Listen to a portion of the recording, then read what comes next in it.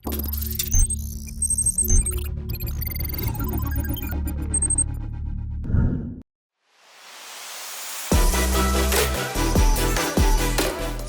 are on the Spanish island of Tenerife, and well, I can tell you we're closer to Morocco and the African continent than we are to continental Europe or Spain itself. And you can see why I'm here. It's a special car because this is the world's fastest SUV, the RS Q8.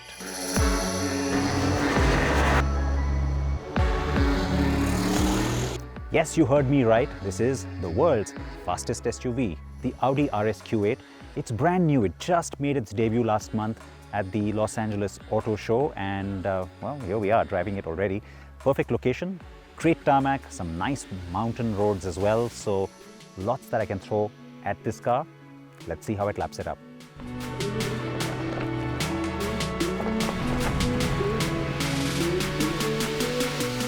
So it's kind of apt that I'm right in the middle of this lava field and there's a volcano behind me. We'll get to all of that in just a bit.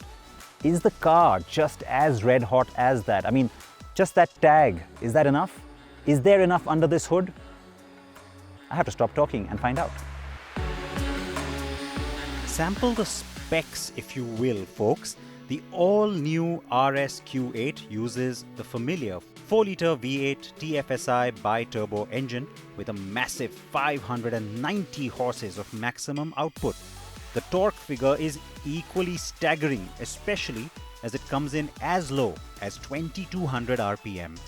The gearbox to handle all of that torque is also the very familiar 8-speed Tiptronic, of course.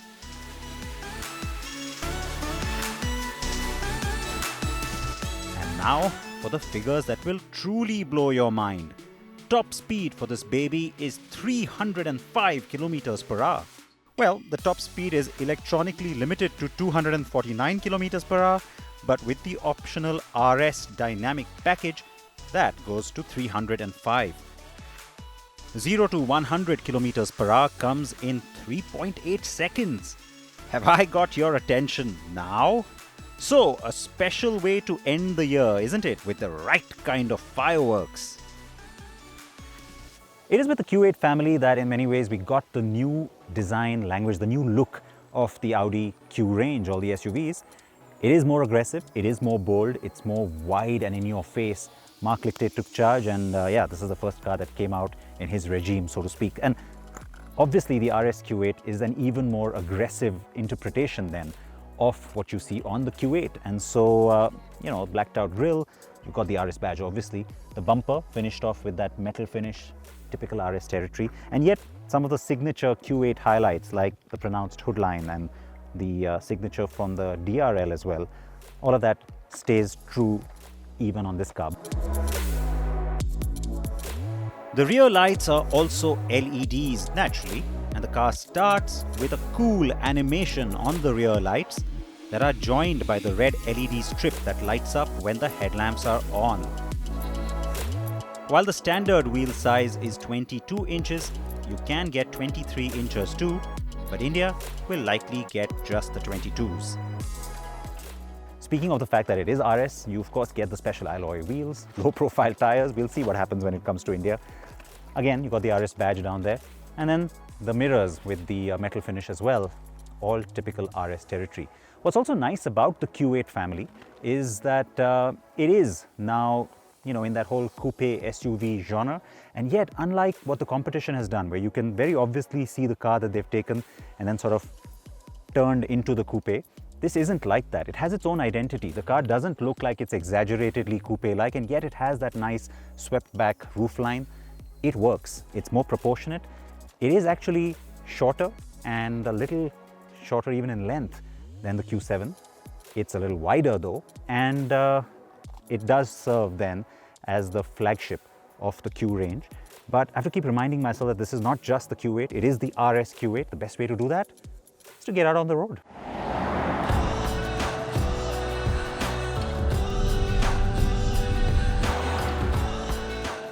The roads in Tenerife truly provide an ideal test bed with a good mix of variety.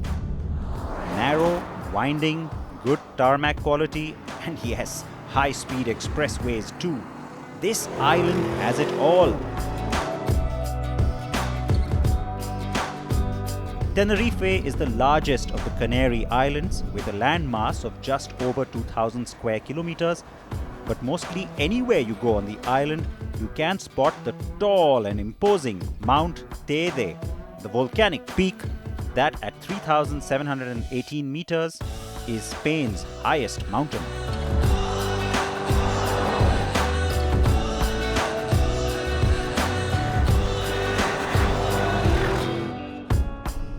Four-liter V8 bi-turbo TFSI with a mild hybrid system. Yes, this is a pretty advanced engine. It's also one that Audi has really worked on. It's been honed, if you will, from the SQ8 stage to becoming even more potent on the RS Q8. I mean, as soon as you get into the car, even if you're in city traffic, there's this very obvious feel that yes, this is a powerful car. You get that sense of urgency from it straight away. It's almost egging you on to, take it out on a wide open road, no traffic, higher speed limits, of course. Yes, we're keeping it legal. And that's a great feeling when the car is urging you on like that and almost wanting you to unbridle it. Yes, the RS Q8 certainly gives you that impression in the first few minutes of driving.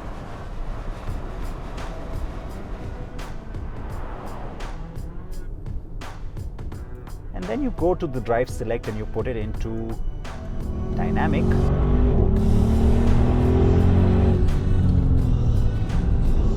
Yeah, baby, that's when those 590 horses start to sing and gallop.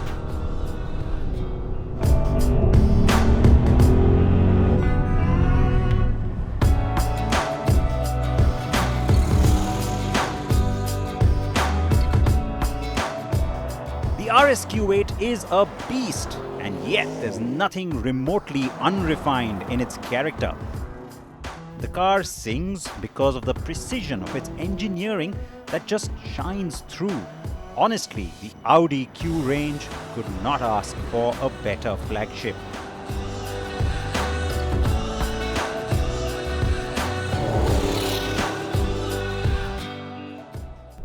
So it is very obviously more powerful than the regular Q8 as well, and that's hardly surprising. I mean, it is the RS Q8.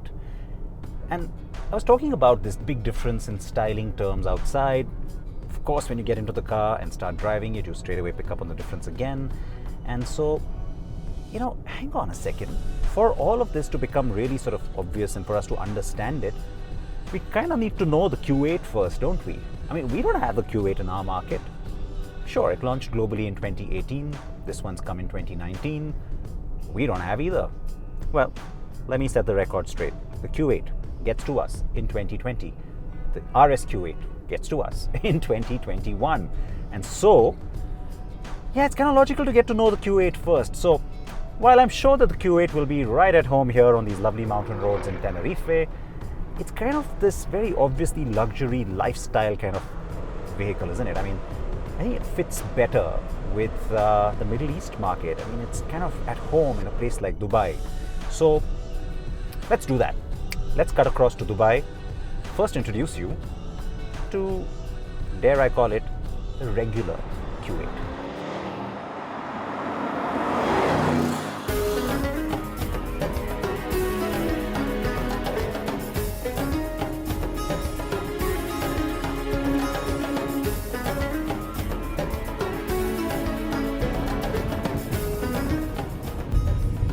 So quite a different setting, as you can see, and yes, it is a very different car too. I know it's the same model line, but it is drastically different driving this car from the one you were just looking at and the one I was just enjoying in Tenerife. Now, I did say Dubai lifestyle, kind of Middle East works, but you know what? I've got to get a little greedy, as I often do, and when you're here, then why spend time in the city when you have an SUV, which does, by the way, have Quattro. So then you bring it out here into the desert sands because, frankly, that's a lot more fun.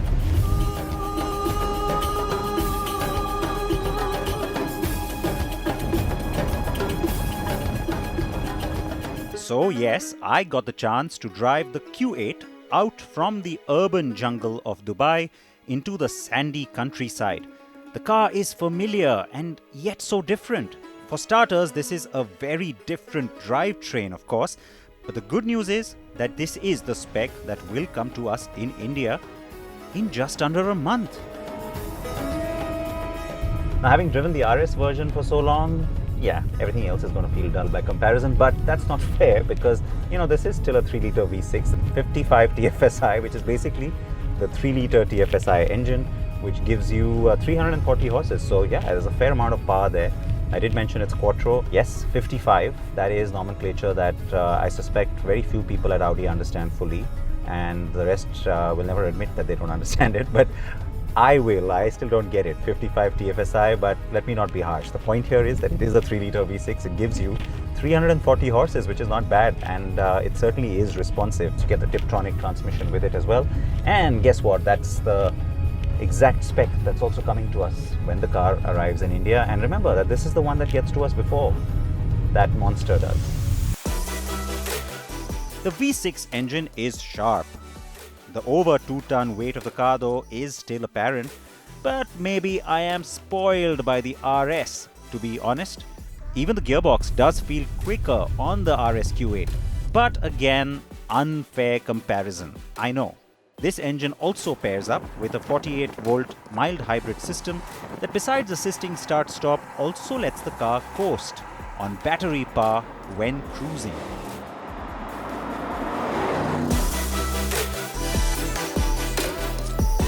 The Q8 gets a 254mm ground clearance, and so it does sit tall. But throw in the optional air suspension and there's an extra 90mm play on the car's adjustable height depending on the drive mode and the situation. India will get the air suspension option. Now, the Q8 will get to us earlier than the RS Q8, that's for sure, but we don't really still have the full picture in terms of the positioning, the pricing. What I can tell you, though, is that it will be expensive because it will be a direct import. The good part of that, though, is that even though it's for the chosen few, when you look at the kind of styling embellishments and also the different lines that are available, well, the Indian customer will have all of those options because on the Q8, Audi has kind of positioned the car as the one that you really customize, so that it's almost like each one that you sell ends up being different from the other, and that's going to be a huge play. So things like the S-Line and just a whole lot of trim options will all be on offer for you when the car gets to us. Customization is always good, especially at this end of the market. I expect the Q8 to be offered in the Premium Plus and Prestige trims. The prices will range between 1 crore and 1.5 crore rupees for the two expected variants.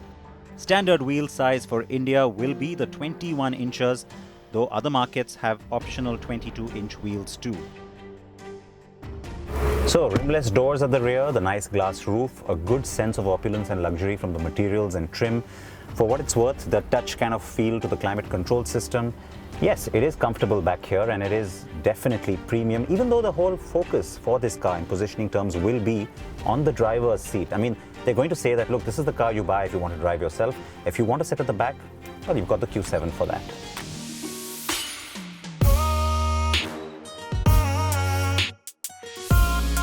And as you can tell, space is definitely not a problem, despite the sloping roofline.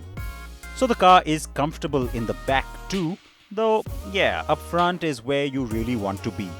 The dash with its flat surfaces and the 3-screen layout is a lot like the A8's, and so you get a lot of tech. The virtual cluster is the first big screen that grabs you. The central console houses all infotainment in the upper touchscreen, and the lower one gets climate control. It's all intuitive and has haptic feedback, which is great.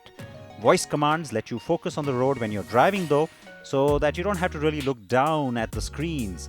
The layout in the RS Q8 is similar, though the trim and materials differ.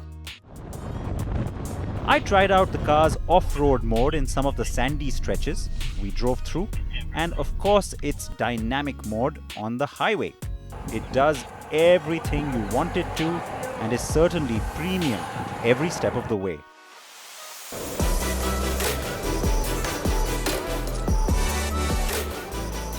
Yes, enough time spent with the Q8. it is time for me to get back to having more fun again. Thank you very much. I'm continuing up the mountain, and now I'm getting a much better sense of all the things that make the RS Q8 so different from the vanilla Q8, if you want to call it that. It is all very intentionally skewed towards, of course, increasing the performance of this car, because it's meant to be fast, it's meant to be more agile, and it certainly is. So lots of things standard. You've got the air suspension, you've got four-wheel steering, which means the rear wheels also turn in or out, either with or against the front wheels, depending on the situation. Helps give you more maneuverability and better sense of control for sure. You've also got the QUATTRO system that works in conjunction with the steering and also the suspension, because again, that's been tuned specifically as an RS model.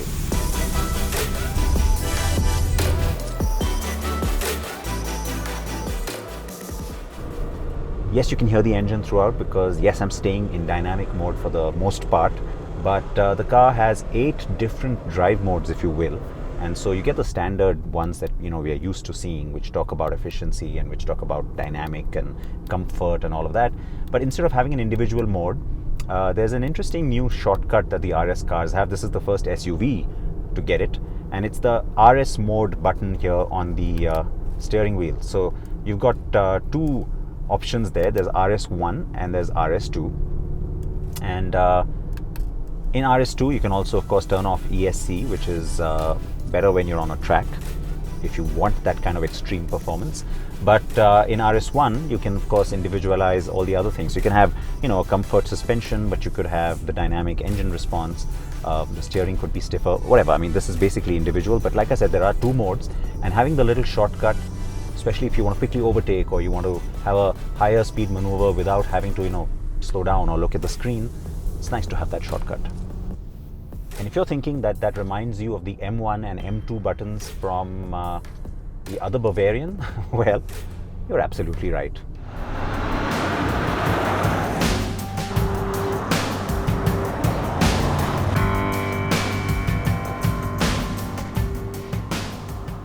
The RS Q8's cabin feels plush and rich. There are plenty of surfaces you can opt for, from carbon fiber to this glossy black in my test car. The same is true for exterior paint, window trim and grille finishes. And if you can believe it, the car with me is called Galaxy Blue. Yes, it looks green, or let's say peacock blue, I agree, but oh well.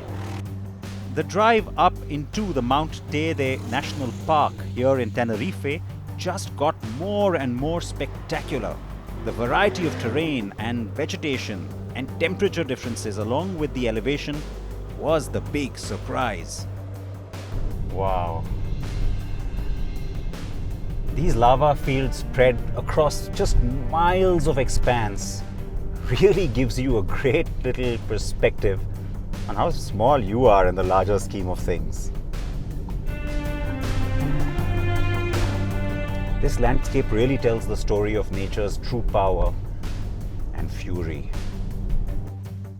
7 minutes, 42.253 seconds. That's the new lap record at the Nordschleife, the Nürburgring, and of course it's this car that has that record now. It's the world's fastest SUV, as I've been saying. And you know what? It's just 0.2 of a second slower, 0 to 100, than the mighty Lamborghini Urus.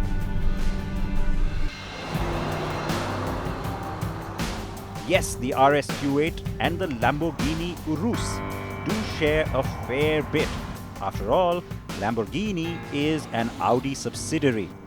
But the cars have vastly different powertrains, and that is perhaps the big reason why their performance is different too, though both are very, very fast. It's not just the instant response from the engine that gets your heart pumping, it's also the absolute precision from the suspension as well as the steering. I mean, the setup is just so perfect that you always know that the car is going to give you the exact response that you want from it. That's comforting. That's also very reassuring, because it makes your overall dynamic driving that much safer too, and gives you a greater sense of confidence in what you're doing. Now, the downside of that is that it's the electronics, it's not really all you. But, you know, that's the modern cars we drive these days. Now, having said that, there's one particular area where I have had a lot of fun, and I'm finding that the car is absolutely spot on, and that's the way it comes in and out of corners. I mean, the greater sense of control that you're getting on something like this, yeah, it does remind you of the other car that's based on this platform, that's the Urus.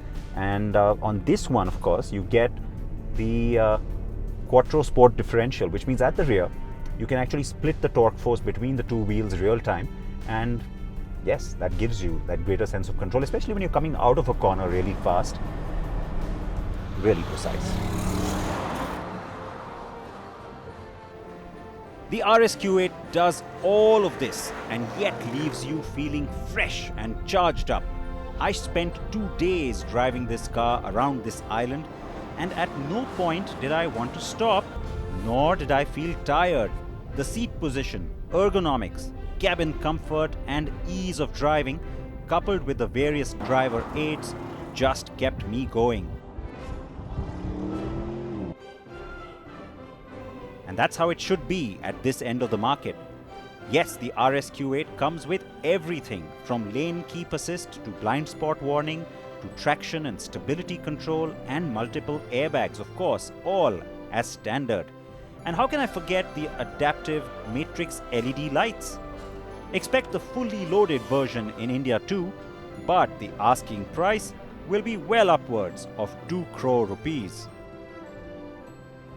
So that, ladies and gentlemen, is the Audi RS Q8. It's a special car, and we can now confirm to you it is coming to us in India. So for the chosen few, the promise of a lot of pure performance in the SUV space. Please react to it. Tell me how you like it.